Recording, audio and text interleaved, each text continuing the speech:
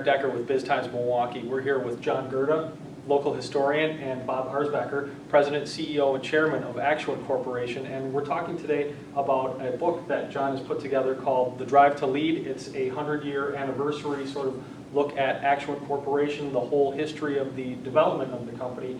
Bob, tell me a little bit about how the project sort of came together, the genesis of it, and why you felt it was important to do. Sure, thank you. The genesis of the idea really came from my CFO, Andy Lamper, who was looking at it, knew we were coming up on our 100th anniversary of the founding of the company, American Grinder, and really felt that if we didn't get a historian involved and capture some of these memories and some of the history, that it literally be gone for good. Sure. And so we grabbed it from that. We did a couple things that gave that a lot of credibility. First is one of those is involving the retirees and some former key executives, right? Yeah, right. The retirees we invited to a lunch, asked them to bring memorabilia with them, and like photos of the company. Incredible how much history that they brought with them, stories and anecdotes, and pride. And that John was able to follow up on and right. get more information. The second was the one of the prior owners of the company before it went public. It was a family called the Brumner family. Sure. It was Phil Brumner, who was the son of Herbert Brumner, who really second generation leader. Right.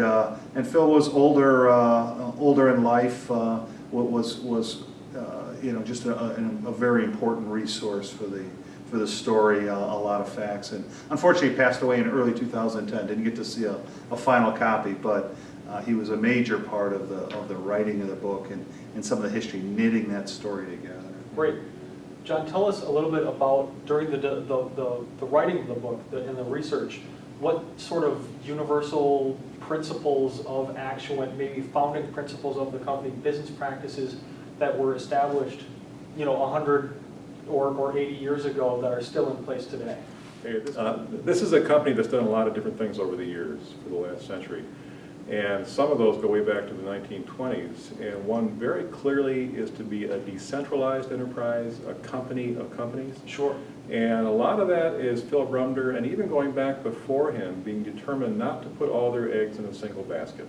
And that turned out to be, over the years, a very wise decision. Well, that's something that's still in place today. I mean, today, Actuant's got how many different holdings? Absolutely right. We operate out of 10 or 12 different business units, 60 facilities globally, a lot of different geography, big served end markets that are different, and that has served us well. It can be a little bit of a headache to run because it's not a homogeneous product. You got to look at it different, which has led to the lean corporate staff and just push that decision making down to the business leaders who are running their specific product. And let's talk about that lean staff. That's something that also has evolved from early on, right? Sure, and that goes back to Phil Brumner as well, back in the 1950s. After World War II, they had too many orders, so they were subcontracting, and they found out that it was cheaper to subcontract than it was to manufacture in-house. So quite quickly he decided to be very lean on capital assets, and that remains a real commandment for Actuant today. Right. Yeah, today we call that an asset-light business model. There you go. A little different term than Phil probably would have used,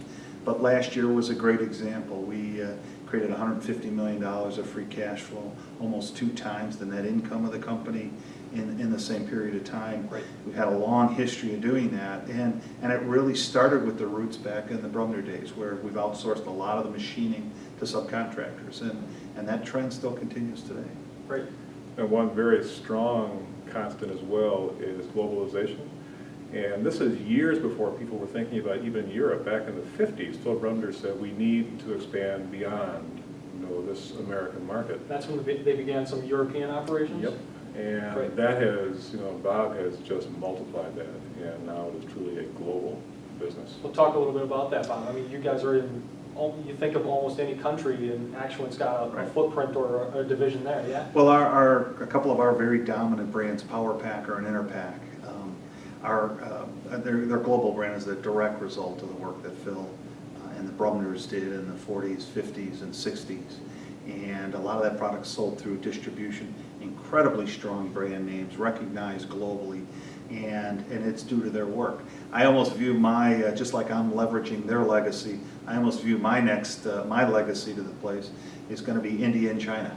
you know, Right. places that are growing quite strong right now. We're developing brand, developing distribution, developing market share, and I hope 20, 30 years from now, the leader of the Actuant Corporation is going to look back and say, that was Arzbecher's legacy. So, Nice. and that's the focus of the company, is to really get into some of those emerging markets and follow that long history of being able to do that. John, what are the-